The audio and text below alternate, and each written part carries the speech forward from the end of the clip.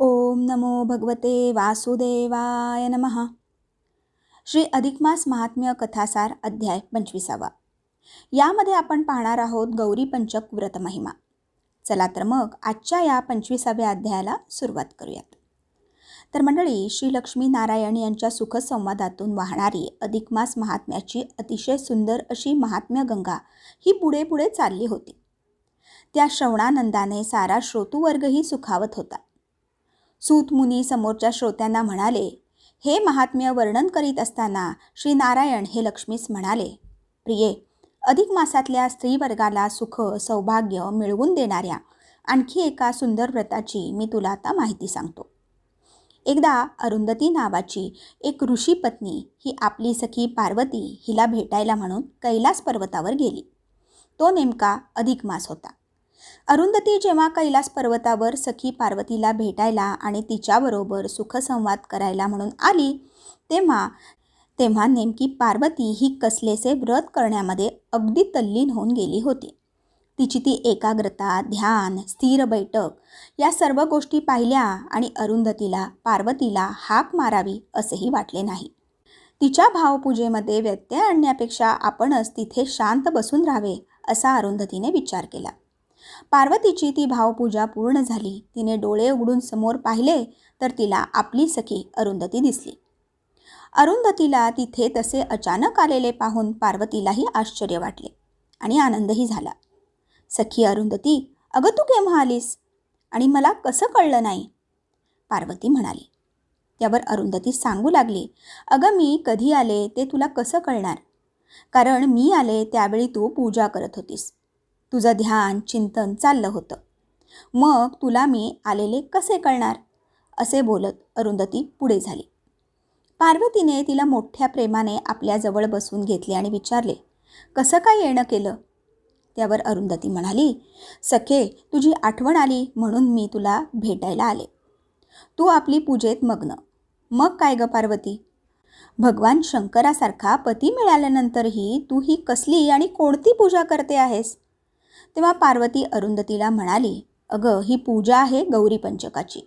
खरं सांगू का, मला माझ्या मनासारखा पती मिळाला त्याचं कारण हीच पूजा आणि हेच व्रत आहे. एकदा काय झालं, दुर्वास ऋषी हे आमच्या घरी आले. त्यावेळी मी उपवर असल्यामुळे स्वाभाविकपणेच माझ्या मातेला माझ्या विवाहाची चिंताही होतीच. तेव्हा तिने ऋषींना प्रार्थना केली की मुनिवर, माझ्या कन्येला तिच्या मनासारखा पती मिळावा यासाठी तिने कोणते व्रत, कोणती पूजा इत्यादी करावे ते सांगा. तेव्हा ऋषी दुर्वास यांनी मला हे गौरी पंचक व्रत आणि पूजा करायला सांगितले. त्यांनी मला या व्रताची विधी, पूजा पद्धती आणि पूजा महात्म्य सांगितले. वर हेही सांगितले की अधिक मासात हे व्रत करणाऱ्या स्त्रीला मनासारखं पतिसुख आणि सौभाग्य हे प्राप्त होतं. अरुंधती, मग मी ते गौरी पंचक व्रत केले आणि त्याचे फळ म्हणून की काय मला भगवान शंकर यांची अर्धांगिनी होण्याचे भाग्य लाभले. आता ते मला लाभलेले सुख हे अखंड राहावे, त्यात उत्तरोत्तर भर पडावी म्हणून मी ते व्रत अजूनही अधिक मासात खास विशेषत्वाने करते आहे. मला माझ्या माहेराहून आनंद मिळालेले हे व्रत मला अतिशय प्रिय आहे. सखी पार्वतीच्या तोंडून ती व्रताची माहिती ऐकली आणि अरुंधतीच्या मनात खूप कुतूहल निर्माण झाले. तिने पार्वतीकडे त्या व्रताबद्दल अधिक माहिती विचारताच पार्वती तिला म्हणाली, अधिक मासातील महत्त्वपूर्ण आणि अधिक फलदायी ती 5 पर्वे आहेत. त्यामधल्या अधिकातल्या द्वादशी या तिथीला हे व्रत अवश्य करावे. व्रताच्या दिवशी पहाटे लवकर उठून स्नान करावे. पिंपळाच्या वृक्षाखाली हे व्रत केले तर ते जास्त व शीघ्र फलदायी ठरते. गौरी पंचकाची यथाविधी पूजा मांडावी. श्रद्धायुक्त अंतःकरणाने ही पूजा संपन्न करावी. मग ब्राह्मण, सुवासिनी यांना गोड भोजन द्यावे. विडा, दक्षिणा, वस्तू, फळे यांचे दान द्यावे आणि त्यांचे मंगल आशीर्वाद घ्यावे. नक्त म्हणजे उपवास करावा. भोजन करीत असताना मौन पाळावे. व्रताचे उत्तम प्रकारे उद्यापन करून व्रतांची सांगता करावी. सखे अरुंधती, मी स्वतः या व्रताचरणाने सुखी झाले आहे.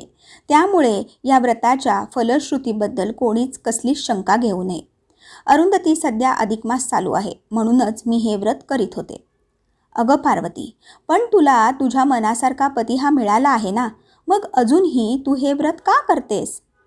त्यावर पार्वती म्हणाली, हे बघ, आपण जेव्हा एखादी मनोकामना किंवा फलप्राप्ती व्हावी म्हणून एखादे व्रत करतो तेव्हा आपली उपासना यथायोग्य झाली पाहिजे.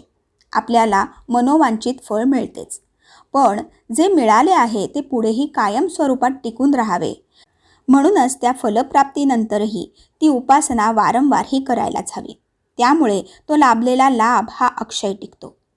अरुंधतीला जेव्हा पार्वतीकडून त्या पंचक माहिती मिळाली तेव्हा एका आगळ्याच समाधानाने ती आपल्या आश्रमात परत आली. अरुंधतीनेही ते गौरी पंचक व्रत हे मोठ्या श्रद्धापूर्वक केले. तिला सुद्धा पतिप्रेम, सुख आणि सौभाग्य याची प्राप्ती झाली. एवढे या व्रताचे महात्म्य सांगितल्यानंतर भगवान विष्णू लक्ष्मीला सांगतात, सखे, त्या पार्वती मातेला, ऋषीपत्नी अरुंधतीला त्या व्रताचरणाने सुख सौभाग्याची प्राप्ती झाली. त्याप्रमाणे इतर भगिनी वर्गांनाही ते सुख मिळावे म्हणून त्यांनी पण ते व्रत अवश्य करावे. हे व्रत मनोभावे केले असता शिवपार्वती हे दोघेही त्या व्रत करणाऱ्या उपासकावर प्रसन्न होतात, कृपा करतात, असे नारायणाने लक्ष्मीस सांगितले आणि इथेच आपला 25वा अध्याय समाप्त झाला. आता पुढील सर्व अध्याय श्रवण करण्यासाठी आपल्या लिसन विथ पूनम या चॅनलला सबस्क्राईब करून ठेवा. धन्यवाद. ओम नमो भगवते वासुदेवाय नमः.